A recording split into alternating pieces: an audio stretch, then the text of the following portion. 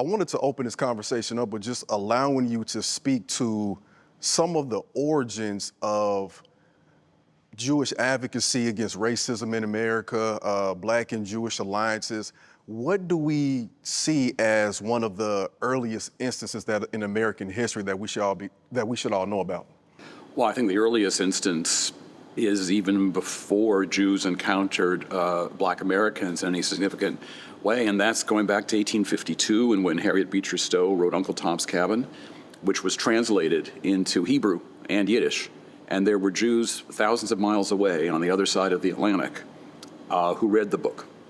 And that's profound to me because I spent a long time teaching about the causes of the Civil War and Harriet Beecher Stowe, and I never knew that fact right there. And I knew the book was tremendously global at the time, and I recall Abraham Lincoln, of course, saying that this was the book that caused the Civil War, but I did not know that it spread and it was so ubiquitous like that.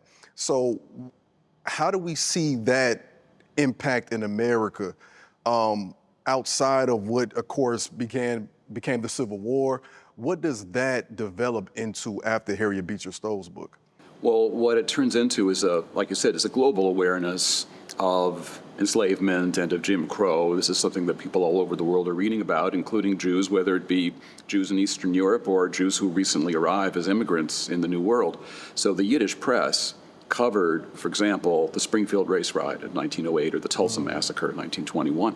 The Yiddish press covered these things extensively with a very sympathetic approach towards the Black victims, because for Jews, when they read about these events, it was basically, for them, a repetition of the kinds of pogroms, the violent attacks against Jews in Russia, that they had been experiencing from the 1880s through the early 1900s.